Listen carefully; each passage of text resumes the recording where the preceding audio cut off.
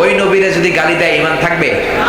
এই 16 কোটি মুসলমানদের দেশে কিছু নাস্তিক আছে যারা আমার নবীকে গালি দেয়, আমার নবীর পারিবারিক জীবন নিয়ে কথা বলে। ইন্টারনেটে যাদের অ্যাক্সেস আছে তারা জানবেন, ধর্মকারী একটা পেজ তারা লিখেছে, যা তারা বলে এগুলো পড়াও হারাম, কারো কাছে শোনানো হারাম। চিৎকার করে বলেন ঠিক কিনা? যে লোকটা আজীবন আমাদেরকে শুধু দিল মানবতাকে, নিজে কিচ্ছু নেন নাই, এরা যারা গালি দেয় এরা মানুষ না মানুষ? এগুলা জাহান্নামের নরকীট আর পিতৃ পরিচয়হীন জারদ সন্তান। জোরে বলেন ঠিক কিনা? আমার নবীর গালি দিলে মুসলমান কলিজায় কি আগুন লাগে? আগুন কি লাগে? কার কার লাগে? তো হাত উঁচু করে আল্লাহর দেখা।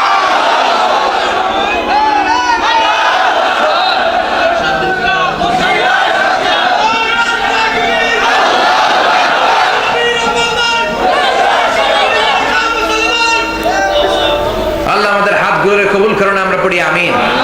বিশ্বনবীর ভালোবাসা নিয়ে যেন আমরা অন্তরে যেতে পারি, আল্লাহ তৌফিক দাও। জোরে বলেন আমিন। এই বিশ্বে কেমন করে চলতে হবে আল্লাহর কোরআনে আছে না নাই? সব নবীরা কেমন করে চলেছেন সেগুলো আছে না নাই? কেমন করে নবীরা সৎ কাজের আদেশ দিলেন, অসৎ কাজের বাধা দিলেন, আছে না নাই? বিপদে পড়লে কোন নবীরা আল্লাহর কাছে কি চাইলেন সেটাও আছে না নাই?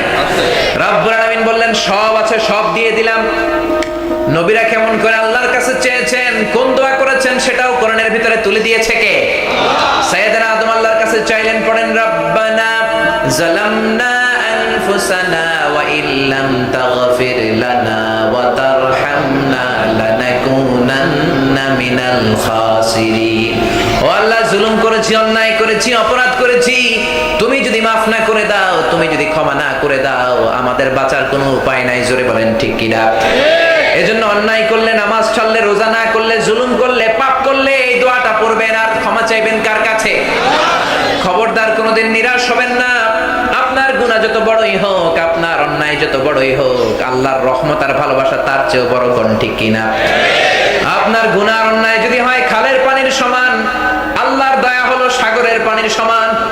আপনার অপরাধগুলো যদি হয় পাহাড়ের সমান, আল্লাহর দয়া হলো আকাশের সমান। জোরে বলেন ঠিক কিনা? এরপরে সাইয়েদনা ইব্রাহিম আলাইহিস সালাম দোয়া করলেন, রব্বি জাআলনি মুকিমাস সালাতি ওয়া মিন যুররিয়াতি রব্বানা ওয়া তাকাব্বাল দুআ। হে নামাজি, আমার ঘরে নামাজ পড়ো আজ, দিল মে তোমার চরণ তলে হৃদয় যায় নামাজ। এ নামাজি, আমার ঘরে নামাজ পড়ো আজ, দিল মে তোমার চরণ তলে হৃদয় যায় নামাজ। পড়েন আল্লাহু আকবার। সাইয়েদনা ইব্রাহিমের দোয়া হলো নামাজ কায়েমের দোয়া। তিনি আল্লাহর ডেকে বললেন, আল্লাহ আমাকে নামাজ কায়েমকারী বানিয়ে দাও, আমার কলিজার টুকরা ইসমাইলকে নামাজ কায়েমকারী বানিয়ে দাও, আমার দোয়াটা তুমি কবুল করে নাও। পড়ে না আমিন। এইজন্য নামাজের দোয়া তিনি করেছেন। নামাজগুলো জামাতের সাথে আদায়ের দরকার আছে না নাই? এই দেশে সবচাইতে বেহাল অবস্থা ফজরের নামাজের। মুয়াজ্জিন সাহেব, ইমাম সাহেব আর 5 জন মুসল্লি আর খুঁজে পাওয়া যায় না। জোরে কোন ঠিক কিনা?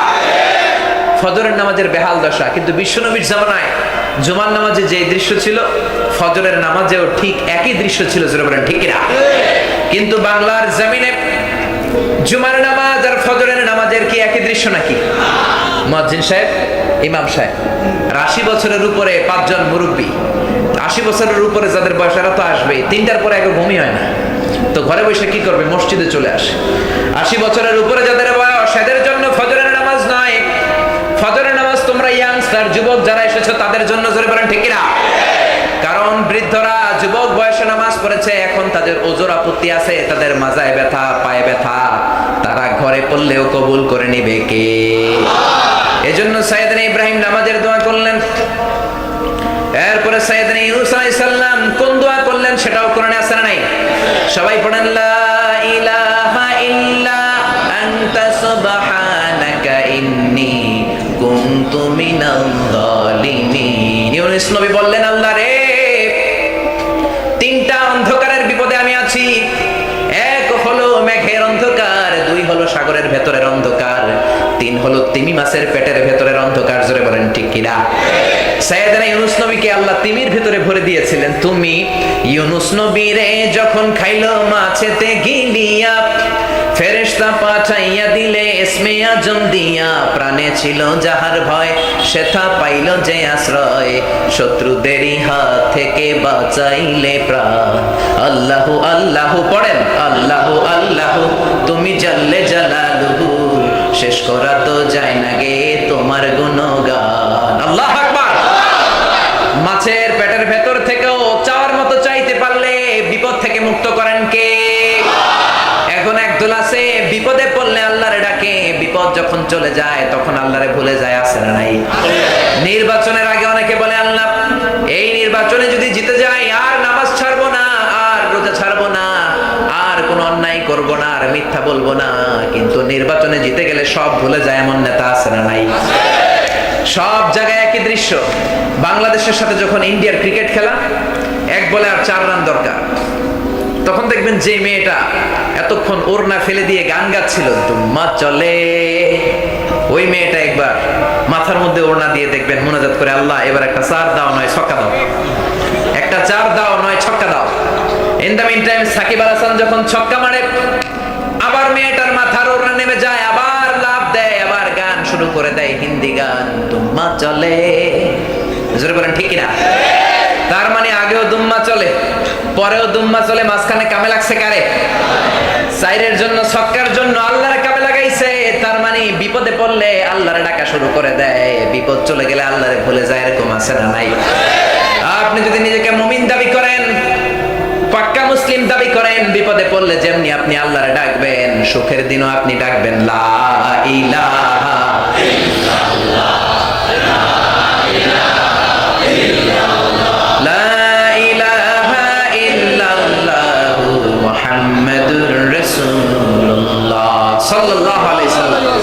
এরপরে মুসা আলাইহিস সালাম কোরআনের মধ্যে কি দোয়া করেছেন সেটাও আল্লাহর কোরআনে আছে না নাই?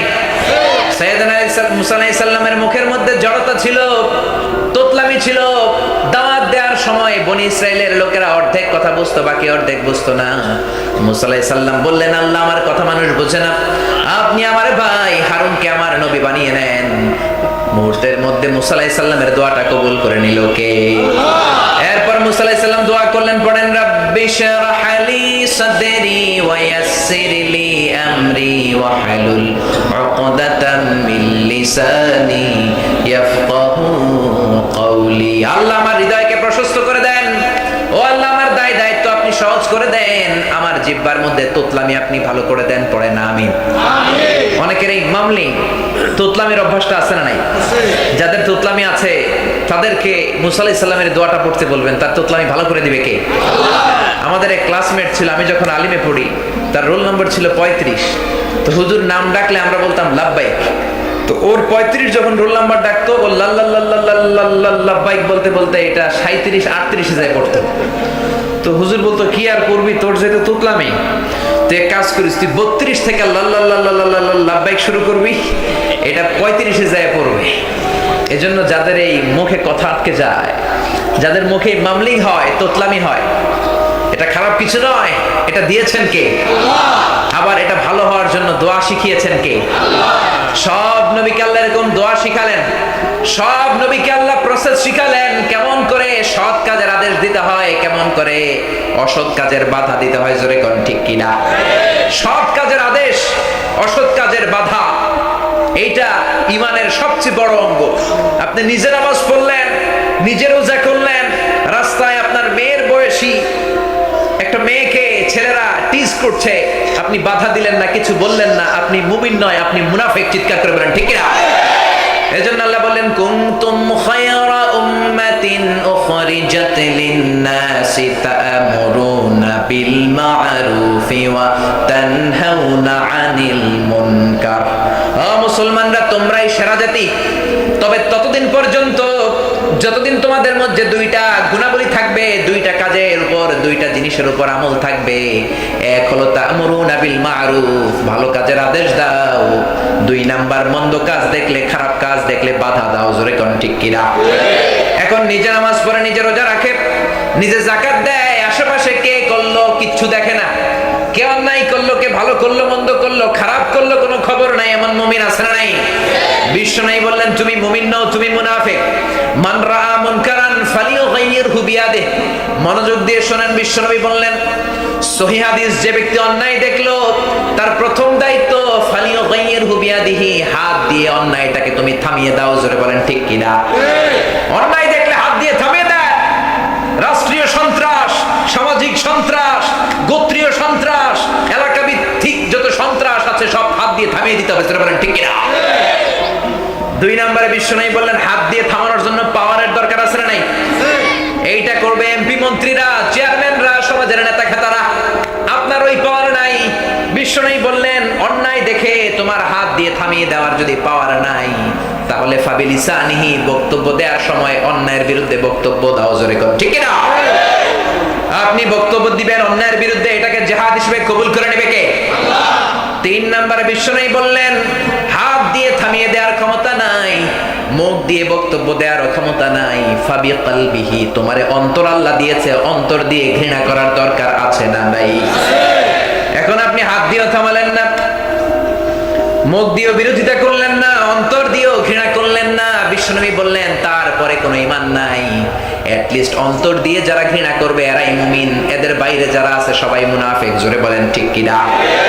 যতদিন মুসলমানরা ভালো কাজের আদেশ অন্যকে করত, নিজেও নামাজ পড়তো, অন্যকেও বলতো, নিজেও রোজা করতো, অন্যরাও বলতো, নিজেও বিবিকে পর্দায় রাখতো, অন্যদেরকেও পর্দার কথা বলতো, ততদিন মুসলমানেরা ছিল গোটা বিশ্বের সুপার পাওয়ার।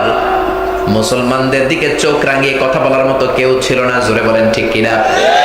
যেদিনই আমরা ছেড়ে দিলাম আল আমরু বিল মারুফ ওয়ান নাহয়ু আনিল মুনকার, সৎ কাজের কোনো আদেশ নাই, অসৎ কাজ দেখলে, অন্যায় দেখলে যখন সমাজে কোনো বাধা নাই, তখন মুসলমানরা লাঞ্ছিত হতে শুরু করলো। তখন থেকেই ফিলিস্তিনি মুসলমানেরা মার খায়, তখন থেকে ইরাকের মাটিতে বম্বিং হয়ে ইরাকটারে ধ্বংস করে দেয়া হয়, আফগানিস্তানকে শেষ করে দেয়া হয়, মায়ানমারের মুসলমানদেরকে শেষ করে দেয়া হয়। জোরে বলেন ঠিক না? বোঝা গেল এগুলো আমাদের হাতের কামাই, এগুলো আমাদের। আল্লাহ বললেন যাহারাল ফাসাদু ফিল বাররি ওয়াল বাহরি বিমা কাসাবাত আইদিন নাস, জলে স্থলে আযাব আর গজব, অগ্নিকাণ্ড, ভূমিকম্প, যাই তোমরা দেখো আমি ইচ্ছায় দেই না। বান্দারা যখন নাফরমানি শুরু করে দেয়, বান্দারা যখন সৎ কাজের আদেশ দেয় না, অসৎ কাজের নিষেধ করে না, তখন আযাব আর গজব আর ভূমিকম্প নাজিল করে কে? আল্লাহ। আগে আমরা নার্গিস, মহাসেন, আইলা, সুনামি, ভূমিকম্প, নাড়া, ঘূর্ণিঝড়, নাড়া, সিডর, এগুলোর নাম কি আগে শুনছি? ভূমিকম্প কি আগে আমাদের দেশে এত বেশি বেশি ছিল? বলে বিশ্বনবী বললেন চারটা কারণে বেশি বেশি ভূমিকম্প হয়। এক নম্বরে, যেই দেশের মধ্যে মদ খাওয়ার হিরিক পড়ে যায়, ওই দেশে ভূমিকম্প পাঠায় কে? বাংলার জমিনে মদ আছে না নাই? বিশ্বনবী দুই নাম্বার বললেন যেই দেশের মধ্যে জিনা ব্যভিচার খুব বেড়ে যায়, ওই দেশের মধ্যে ভূমিকম্প পাঠায় কে? আল্লাহ।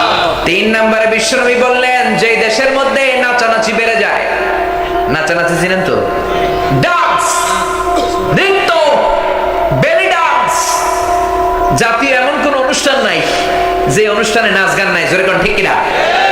মুসলমান যুবক ছেলেগুলো চরিত্র হারানোর জন্য ওই নাচের অনুষ্ঠানে যায়। তাফসীর মাহফিলে যেমন ভিড়, নাচের অনুষ্ঠানে তার চেয়েও ভিড়। কোন ঠিক কিনা? কয় রুব্বানে নাচে কোমর দুলায়া, ফেরেশতারা কয় আমরা পিডামু তগরে ঝুলায়া। ঠিক কিনা? এজন্য খবরদার, রুব্বানে নাচে কোমর দুলায়া এগুলো মুসলমানেরা দেখতে পারে না। এরপরে আফসোসের কথা কি বলবো, বলে ধর্ম যার যার, উৎসব সবার, এটাও ভুয়া কথা। ধর্ম যার যার, উৎসব তার নয়। ধর্ম তোমার, তোমার উৎসব তোমার। জোরে বলেন ঠিক কিনা? হিন্দুদের পূজা মণ্ডপে যায়, হিন্দুদের অনুষ্ঠানে যে মুসলমান যুবক ছেলেরা নাচের অনুষ্ঠানে যায়। এক দলের দেখলাম কলকাতা যায়। কিরে কলকাতা যাস কেন? কই কলকাতায় হিন্দুদের নাচের অনুষ্ঠান আছে, শ্যামায় নাচে, ওইটা দেখুন। নাচে শ্যামা তালে তালে তালে তালে তালে তালে তালে তালে, আছে না নাই? ফেরেশতার কাছে যায় তালে তালে, ফেরেশতারা বলবে জোতা মারবো তোর গালে গালে গালে। জোরে বলেন ঠিক না? এজন্য খবরদার, কোন মুসলমানের ছেলে শ্যামার নাচ দেখতে পারে না, হিন্দুদের পূজা মণ্ডপে হিন্দু যুবতী মেয়েরা যে নাচানাচি করে ওগুলোতে যেতে পারে না। জোরে বলেন ঠিক কিনা? 3 নম্বরে বিশ্বনবী বললেন নাচ যেখানে বেড়ে যায় ওই দেশে ভূমিকম্প পাঠায় কে? 4 নম্বরে বিশ্বনবী বললেন যেই দেশের মধ্যে অশ্লীল গান বেড়ে যায়, হারাম গান বেড়ে যায়, নাচানাচি আর গান যেখানে বেড়ে যায় ওই দেশে ভূমিকম্প পাঠায় কে? এই দেশে হারাম গান আছে না নাই? ও শেফালি কেন পানে জর্দা মেশালি, তোকে দেখে গাই যে আমি রিমিক্স খাওয়ালি। এগুলো কয় না, গায় না? এগুলো গাওয়া যাবে? মুসলমান গাইবে আল্লাহর গান, মুসলমান গাইবে নবীর গান। ভূমিকম্প এমনি হয় না। এই 4টা কাজ যদি কোনো সমাজের মধ্যে বেড়ে যায় ওই নাফরমানদেরকে হুঁশিয়ারি দেওয়ার জন্য ভূমিকম্প নাজিল করে কে? এজন্য ভূমিকম্প নাজিল হওয়ার সাথে সাথেই তওবা করবেন কার কাছে? মাফ চাইবেন কার কাছে? টিভিতে মন্ত্রীদের বলা দরকার আমরা জাতীয় শোক দিবস ঘোষণা করলাম, জাতীয় তওবা দিবস ঘোষণা করলাম, আল্লাহর কাছে ক্ষমা চাওয়ার দিবস ঘোষণা করলাম। জোরে বলেন ঠিক কিনা? কিন্তু তার বিপরীতে বলা হয় ভূমিকম্প আমরা মোকাবেলা করে দিব। তুমি কি ভূমিকম্প মোকাবেলা করবে? আপনি এক থাপ্পড় মেরে আল্লাহ লক্ষ লক্ষ সাগরে ঢুকাই দিতে পারে। জোরে বলেন ঠিক কিনা? আপনারা কি ভূমিকম্প দেখছেন? ভূমিকম্প তো দেখেছে জাপানের কান্টো সিটিতে 1923-তে এক থাপ্পড়ে ভূমিকম্প দিয়ে পুরো জাপানের টোকিও সিটি আর কান্টোকে কাঁপিয়ে 1.5 লক্ষ আল্লাহ সাগরের ধাক্কায় ঢুকিয়ে দিলেন। জোরে বলেন ঠিক কিনা? এরপরে হাইতিতে 2010-এ মরে গেল 2 লাখ, 2004-এর সুনামিতে মরল 3 লাখ। সুনামির কথা ভুলে গেছেন? ইন্দোনেশিয়ার সুমাত্রাতে, বান্দা আচেহ প্রদেশে, নেপালে, শ্রীলঙ্কায়, ইন্ডিয়ার কেরালাতে, তামিলনাড়ুতে হাজার হাজার লক্ষ লক্ষ মানুষ ভূমিকম্পে শেষ হয়ে গেল। জোরে বলেন ঠিক কিনা? এজন্য আমরা আর ভূমিকম্প চাই না, আমরা আযাব গজব চাই না, আমরা আমাদের আগের মুসলমান হতে চাই, আমরা ভালো কাজের আদেশ দিতে চাই, খারাপ কাজ দেখলে বাধা দিতে চাই। জোরে কোন ঠিক কিনা? ভালো কাজের আদেশ আর মন্দ কাজের নিষেধ করতে রাজি আছেন তো? সবাই রাজি আছেন? আপনারা ঘুমায় পড়লেন না তো? মনে হচ্ছে একটু ঝিমায় পড়ছেন। অনেক রাত, অনেক আলোচনা তো হয়েছে, আখিরি মুনাজাত দিয়ে দিই। হ্যাঁ, আরো কয়েক মিনিট শুনবেন? আরো কয়েক মিনিট শুনতে রাজি আছেন তো? তাকবীর দেন, লিল্লাহে তাকবীর, লিল্লাহে তাকবীর, লিল্লাহে তাকবীর। আসুন দেখি এই কোরআন আমাদেরকে কি কি সৎ কাজের কথা বলেছে, কোরআন আমাদেরকে কি কি সৎ কাজের আদেশ দিয়েছে। আমরা ব্যক্তিগত জীবনে এই সৎ কাজগুলো নিজেও করব, অন্যেরাও এই সৎ কাজের ব্যাপারে আদেশ দিব। রাজি আছি না নাই? এরপর কোরআন আমাদেরকে কি কি বিষয়ে বাধা দিল, নিষেধ করলো, আমরা সেগুলো নিজেরাও করব না, কাউকে করতে দেখলে সমাজের সবাই মিলে বাধা দিব। রাজি আছি না নাই? আল্লাহ প্রথমে বললেন ওয়াকাদা রাব্বুকা আল্লা তা'বুদু ইল্লা ইয়্যাহু ওয়া বিল ওয়ালিদাইনি ইহসানা। আল্লাহ বললেন আমার পক্ষ থেকে তোমাদের জন্য প্রথম ওসিয়ত, আমার পক্ষ থেকে প্রথম ফয়সালা, ইবাদত হবে শুধুমাত্র আল্লাহর। জোরে বলেন কার? এজন্য আমরাও ইবাদত করব কার? সবাইরে করতে বলবো কারে? সবকিছু চাইবো কার কাছে? নাকি খাজা বাবার কাছে, নাকি ল্যাংটা বাবা, নাকি পাগলা বাবা, নাকি বড় বাবা, নাকি ছোট বাবা? চাইবো কার কাছে? কেউ ফিরে না খালি হাতে, খাজারে তোর দরবারেতে, বলে না? ভুয়া কথা। অনেকেই বাটা জুতা নিয়ে যায়, অ্যাপেক্সের জুতা নিয়ে যায়, হ্যাশ টপিস নিয়ে যায়, চোরে চুরি করে খালি পায়ে ফিরে আসে। আসরা নাই? দামি অ্যান্ড্রয়েডের সেট নিয়ে যায়, অ্যাপল কোম্পানির আইফোন 6 প্লাস এগুলো নিয়ে যায়, চোরে চুরি করে নেয়, খালি হাতে ফিরে। এরকম আসরা নাই? একটা দরবার এই জমিনে আল্লাহ দিয়েছেন, সেটা হলো আল্লাহর দরবার। ওই আল্লাহর দরবারে কেউ খালি হাতে ফিরে না। জোরে বলেন ঠিক কিনা? কেউ ফিরে না খালি হাতে, আল্লাহর তোর দরবারেতে। পড়েন সবাই, কেউ ফিরে না। এরপরে নামাজের মধ্যে আমরা আল্লাহরে ঘোষণা দেই আল্লাহ আর রহমানির রহিম, আপনি দয়ালু, আপনার চেয়ে দয়ালু আর কেউ নাই। আবার ওই মুসলমান নামাজ শেষ করে দয়াল বাবার কাছে যায়, মাজারে সেজদা দেয়। আছে না নাই? দয়াল বাবা রে দয়া করো আমারে, বলে না? বলা যাবে? আপনার বাবাই নিয়ে আপনারা দয়া করবো। দয়া করবে কে? আর জোরে কে? দয়াল আল্লাহ রে দয়া করো আমারে। সবাই পড়েন, দয়াল আল্লাহ রে মুসলমান বিপদে আপদে সুখে দুঃখে সকালে বিকালে সব সময় চায় একজনের কাছে, তিনি কে? মুসলমান কোন গণকের কাছে যায় না, কোন জ্যোতিষ বাবার কাছে যায় না, রাশিফল দেখে যারা কথা বলে তাদের কাছেও যায় না। যেরকম ঠিক কিনা? গণক এই দেশে আছে না নাই? গনে গনে নাকি সব বলতে পারে। বিশ্বনবী বললেন, খবরদার, মান আতা আররাফান ফাসালাহু আন শাইইন লাম তুকবাল লাহু সালাতুহু 40 লাইলা। কেউ যদি কোনো গণকের কাছে যায়, যে কিছু জিজ্ঞেস করার দরকার নাই, যাওয়ার সাথে সাথেই ওই ব্যক্তির 40 দিনের নামাজগুলোরে বাতিল করে দিবে কে? এজন্য খবরদার, কোনো গণকের কাছে যাওয়া যাবে না। তবে যাওয়া যাবে এক শর্তে, যেই 40 কেজি ওজন এক থাপ্পড় মারতে হবে। পারবেন না? গণক যদি বলে, কিরে আমার থাপ্পড় মারলেন কেন? আপনি বলবেন, তুমি না গণক, গনে গনে সব বলে দিতে পারো। আজকে আমি যে এসে তোমার থাপ্পড় মারবো, তুমি তো আগেই জানার কথা। আমারে দেখা তুই দৌড় দিলি না কেন? ঠিক না? এইভাবে বাংলার জমিনে গণক দেখে দেখে যদি থাপ্পড় মারা যায়, কোনো গণক খুঁজে পাওয়া যাবে না। জোরে কোন ঠিক কিনা? এরপর টিয়া পাখি নিয়ে বস। টিয়া পাখি নাকি ভাগ্য বলে।